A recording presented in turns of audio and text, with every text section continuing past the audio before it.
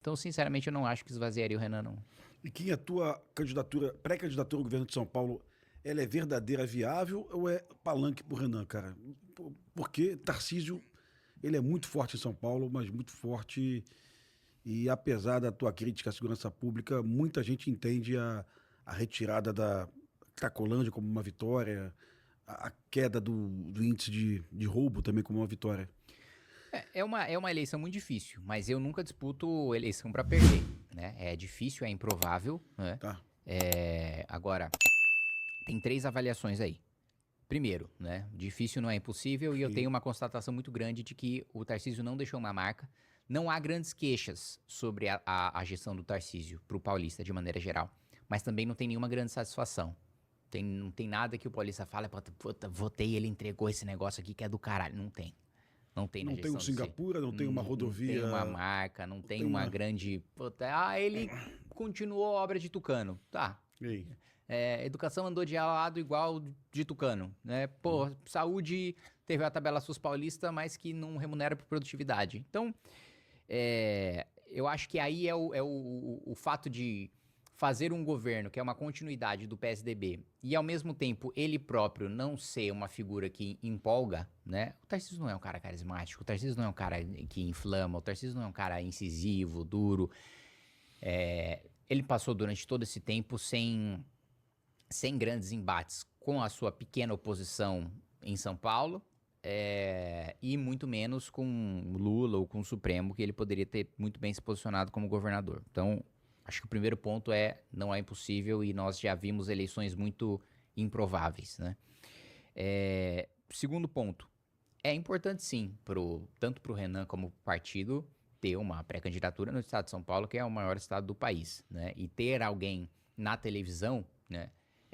Falando do número do partido, pedindo voto para deputado estadual, para deputado federal, e seria uma participação, na minha avaliação, impactante primeiro, porque seriam só 3 candidatos, né? Então teria mais tempo de debate, eu teria uma exposição de TV que eu nunca tive na minha vida. Eu tenho 80% de desconhecimento no estado de São Paulo, né? Então cada 10... eu acho que você tá se diminuindo, cara. Eu não tô me diminuindo, Teve meio pesquisa. milhão de votos, irmão. É pesquisa. Meio milhão, Rodrigo, é 2,5%. Então, assim, no universo em que 20% das pessoas me conhecem, muito possível ter 2,5%. Perfeito. Né?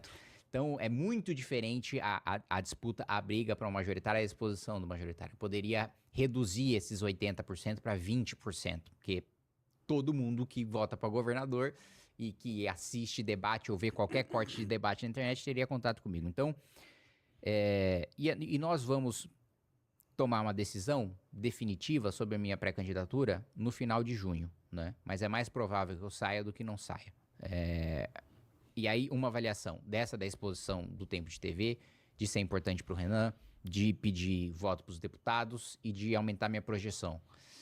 E do outro ponto, a gente vai fazer uma avaliação de, se eu não sair deputado federal, quantos votos eu tiro da chapa.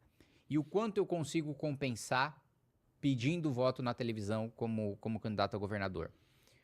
E eu vou adicionar um ponto final para você, Rodrigo. Eu já disse para você que é mais provável que eu saia do que não saia. Mas ainda que eu não saia, a chance de nós termos um candidato a governador no estado de São Paulo é de 100%. Perfeito. Se não for eu, nós vamos encontrar alguém. Perfeito. Pô, é corajoso isso aí. Eu faço. Já tô te dando aí felicidades, viu, cara, pela coragem. No auge do debate que eu apanhei dos teus seguidores, né? Quando eu fui falar do Uruguai, eu apanhei muito. No auge da coragem, eu só cessei a porrada quando eu falei: se eu estivesse em São Paulo, eu votava no Kim, porra. Né? De tanto que eu escuto ele. Agora, uma questão. O Renan, não sei se é fofoca, se é verdade, eu vi no jornal que o Flávio não iria pro debate com o Renan. O Tarcísio iria pro debate contigo, cara? Você não assusta o Tarcísio no debate com essa... Não, eu acho primeiro que... primeiro foi um grande tiro no pé da campanha do Flávio ter afirmado Então pros é verdade veículos... isso? É verdade. A campanha do Flávio chegou nos veículos e falou, olha, se o Renan for, eu não vou. E eu acho que tem duas avaliações muito equivocadas e que mostram muito o amadorismo do Flávio e do seu entorno. Primeiro, ele pensou que isso não fosse vazar. Pensou que fosse ficar no veículo de comunicação e ninguém fosse falar nada. Porque, obviamente, vazando isso nos beneficia, porque a gente mostra que ele é um covarde, né? A gente mostra que ele tá com medo de enfrentar o Renan no debate. E o outro ponto, ele pensou que os veículos fossem ceder à pressão. Que eles fossem falar, puta, não, a gente precisa do Flávio, então não vamos chamar o Renan. Só que o Flávio, ele não tá em condição de não ir pro debate. Porque se ele não for, vai estar lá o espaço vazio dele, que o veículo de comunicação sempre faz questão de constranger o cara que falta, né? Sim. Vai estar lá o púlpito vazio dele, e aí, que vai ser visto na televisão? O Renan contra o Lula. Aí o Flávio só vai perder com isso, ele não tem condição de não ir. Ele não tá, só não vai, estratégia de não ir em debate só é inteligente quando você tá com 55, 60% de intenção de voto, quando você vai ganhar no primeiro turno. E quando você só tem a perder no debate. O Flávio não tem a menor chance de ganhar no primeiro turno, ninguém tem chance de ganhar no primeiro turno. Então todo mundo precisa ir pro debate, todo mundo precisa disputar espaço. Então, com medo ou sem medo, ele vai ter que ir, né? O Tarcísio não cometeria esse mesmo amadorismo de querer... Óbvio que ele não gostaria de me ver no debate.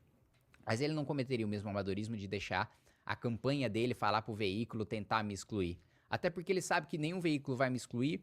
Primeiro porque eu chego, né, na eleição com 8, 10% de intenção de voto, né, antes de iniciar o período eleitoral.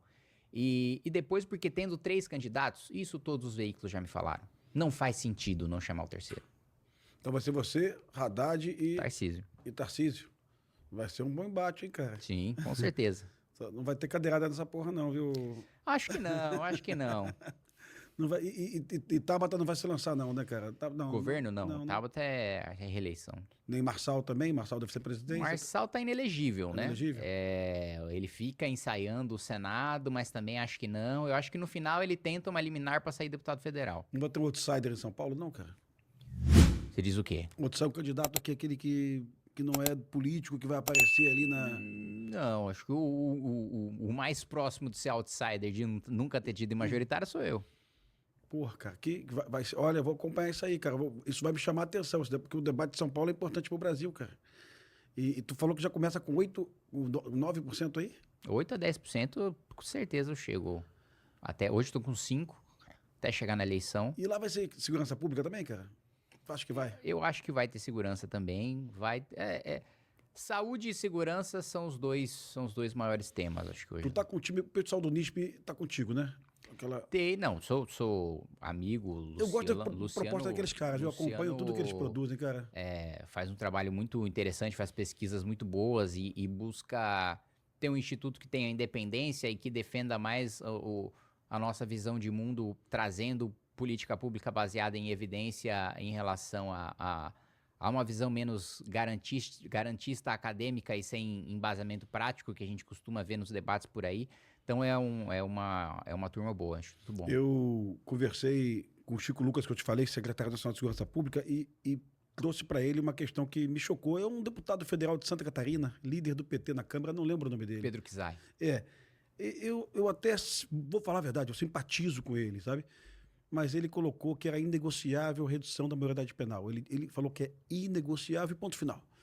E eu vou em eventos de esquerda aqui no Rio de Janeiro, e a turma da esquerda levanta a mão, é inegociável. E eu dou casos assim, bem simples. Uma menina aqui no Rio de Janeiro, 17 anos, caiu numa armadilha com o namorado, 17 anos, levou a menina para uma casa que tinham 5 homens, né? Ela foi violentada, tomou 20 chutes na barriga. Ela foi violentada pelos 5 jovens, né? Jovens brancos de Zona Sul, filho de um político do Rio de Janeiro. E esse facínora, ele foi condenado. Ele recebeu uma medida socioeducativa ali, restritiva de liberdade de 3 meses, né? 20 chutes na barriga, a menina sofreu. A Justiça do Rio demorou 35 dias para autorizar a prisão preventiva dele, não autorizou a busca do celular. Ou seja, essa menina corre o risco ainda de algum dia esse facínora colocar as fotos dela numa rede, né, sendo violentada.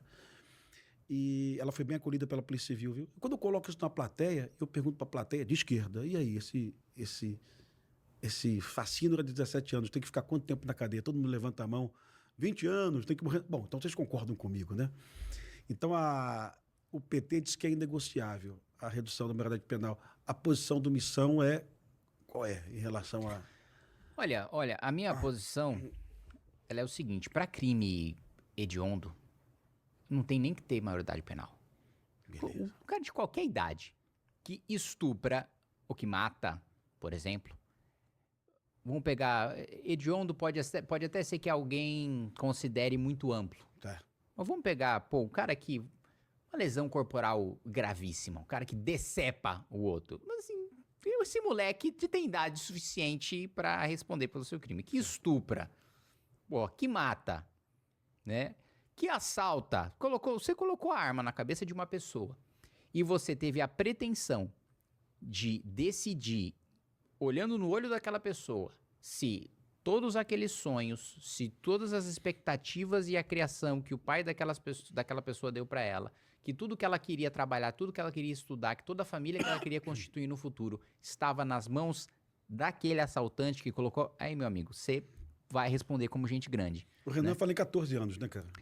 Eu acho que 14 anos pra tudo, né? Para todos os crimes, de maneira geral, né? Sem a restrição, mas eu, pessoalmente, não teria nenhuma idade se for um crime muito grave, né? Porque eu acho que a partir do momento que você comete um crime dessa gravidade, você abre mão da sua presunção eu ia falar presunção de inocência, mas não no sentido criminal, né? Mas a sua presunção de imaturidade, né? De não desenvolvimento psicossocial. Você falou, não, a partir do momento que você estupra uma pessoa, você está dizendo para o Estado, eu abri mão do meu direito à infância e à adolescência. Kim, eu sou um adulto. Eu te falo isso porque, na ideia do Renan, aquele jovem assassino do Acre, que pegou a pistola, 3 carregadores, não foi sobre violenta emoção, porque ele planejou, ele achou a chave do cofre, depois ele se entrega num batalhão da polícia, que é do outro lado da rua. Esse jovem tem 13 anos de idade. Na boa, ele não tem condição nenhuma, matou 2 professoras, pô. Tentou matar a amiguinha. Não tem condição nenhuma de estar no convívio social. Nem hoje, nem daqui a 15 anos. Né? Então, assim, a idade biológica realmente é um problema pra gente. E eu consegui extrair do secretário nacional de Segurança Pública, ele falou, Pimentel, eu sou PT, mas isso é negociável sim. É negociável. Eu acho que pouco a pouco a gente está se preparando para um grande debate. Você falou numa Assembleia Constituinte, e isso vai estar no teu debate, a questão da violência doméstica, né? do tal do feminicídio, que a gente chama de homicídio de mulheres. Eu peguei 2 casos aqui, eu te envio depois, cara, votados esse mês na Alemanha e na Suíça. Um assassino da esposa em Berlim, condenado à prisão perpétua em Berlim. O julgamento dele foi em maio, esse mês. E um assassino de esposa condenado na Suíça à prisão perpétua. Então, em 30 dias, 2 julgamentos na Europa condenando homens à prisão perpétua por matar suas mulheres, né? E aqui no Brasil, a esquerda escolheu essa bandeira do feminicídio, mas não aceita conversar sobre isso, né? É uma incoerência da porra isso aí. Sim. Mesmo porque, se você chegar, da mesma maneira como você falou na sua palestra do estupro por parte de menores, se você chega numa plateia de esquerda e pergunta, Itália aprovou recentemente prisão perpétua para feminicídio. Não sabia, cara. Ou seja, a Europa toda tá fechando nisso hoje. Se você perguntar pra uma plateia de esquerda, um marido que mata uma mulher, ele precisa ser preso pro resto da vida? Merece ser preso pro resto da vida? Duvido que a maioria esmagadora não vai levantar a mão. Quer um exemplo disso? Cão-orelha.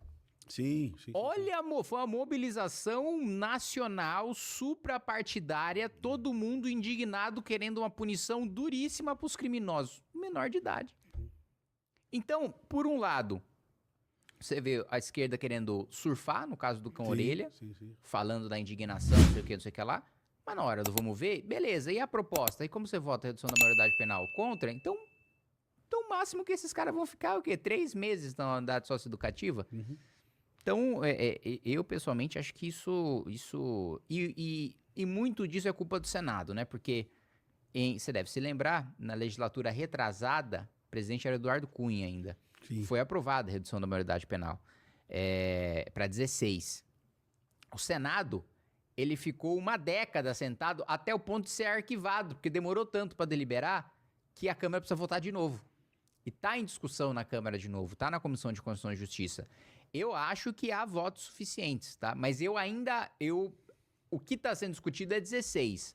Mas minha posição, acabei de falar para você, é 14 para tudo. Crime gravíssimo, não tem.